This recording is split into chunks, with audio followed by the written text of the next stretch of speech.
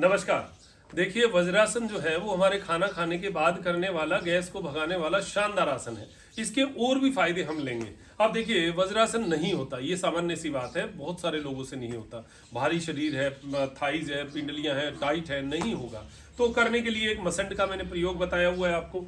ये मसंड का प्रयोग आप कर सकते हैं। अब आज जो हमारी चर्चा है ना, वो है घुटना दर्द वालों के लिए वज्रासन करना उचित है या नहीं है। सामान्य तौर पर सामान्य वज्रासन आप नहीं कर सकते क्योंकि आपका घुटना मुड़ नहीं सकता। लेकिन आज एक उपाय बताऊंगा। हमारी क्लास में जो योग साधक है, वो घुटना दर्द वाले भी वज्रासन में बैठना शुरू हो गए। उनका उकड़ू बैठना भी जो है अब जो है सही हो गया। ये मतलब मैं सभी का नहीं कहता, लेकिन बहुत सारे लोगों को फायदा हुआ है। ये जो पिंडलियां हैं, इनको हमें दबाना है पहला का। ये पिंडलियां दबेंगी, गैस पूरे शरीर से जो है, पिंडलियां टाइट हो जाती हैं जब गैस होती है। पिंडलियां नरम तो गैस भी धीरे धीरे नरम होती है, कम होती है, और पेट नरम होता है। तो ये तकिया जो है, ये यहाँ पर पिंडलियों के थाइस के बीच में लगाना चाहिए। ये पतला है। इसके पैरों के नीचे यहाँ से भी कईयों को प्रॉब्लम होती है, तो यहाँ भी एक तकिया लगा लो। ये तो हुआ सामान्य प्रयोग। अब वज्रासन 99% लोगों को वज्रासन हो जाएगा तकियों के प्रयोग से। बहुत शानदार है, करते ही आपको आनंद भी आएगा। अब बात आ रही है घुटने दर्द वालों के लिए। घुटने दर्द वाले कहते हैं कि भाई हम वज्रासन कर सकते हैं या नहीं। अब देखो, अब आप खुद लॉजिक सोचना। इतना तो आप पैर मोड़ते हो ना 90 डिग्री पे, तो अंग्रेजी कमोड पे फ्रेश होके आते हो तो बैठते ही हो, 90 डिग्री मुड़ता है। यहां बस नीचे एक ध्यान रखो कि यहां पर नीचे गद्देदार जगह होनी चाहिए, और एक मोटा मसंड लीजिए।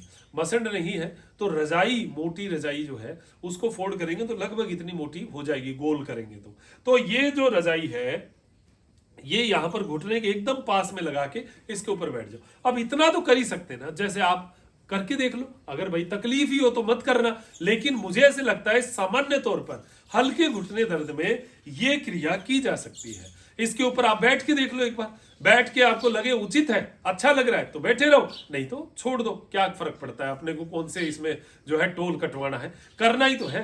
तो ये आप मोटा तकिया लगा के बैठो। अब इसमें क्या है, देखो टाइम देना पड़ेगा, बॉडी को टाइम दीजिए और आनंद लीजिए। तो ये टाइम देना पड़ेगा आपको, कम से कम 2-5 मिनट 10 मिनट बैठे रहो बस, और कुछ नहीं करना। डीप ब्रीदिंग कर लो, बैठे रहो, अपना जो काम ऐसे देखना, बात करना है वो करते रहो। ये पिंडलियां दबेंगी जोरदार, और आपकी ये जो फ्रंट की नसें हैं, जो ये थाइज वाली, ये खिंचनी शुरू होगी, ब्लड सर्कुलेशन इनमें आना शुरू होगा, टाइटनेस कम होगी। मूल तो काम टाइटनेस कम करने का है। हिप्स की मसल्स को भी टाइटनेस कम होगी। जिन्होंने कभी हिलाया ही नहीं, मोड़ा ही नहीं पैर को, उनके तो टाइटनेस तो हो ही रही है ना। तो ये मोटा तकिया लगाया और आपका धीरे धीरे अब क्या होगा, अब आपने 10 दिन जो है 10-10 मिनट ऐसा कर लिया। 11वें-12वें दिन आपको लगेगा कि ये तो मोटा है, थोड़ा इसको पतला कर लेते हैं। तो आपका एकदम से ऐसे होगा कि इसको थोड़ा पीछे कर लेते हैं, या फिर इसको धीरे धीरे, ये मोटा तकिया है, इसको हटाकर और पतला तकिया लगा लेते हैं।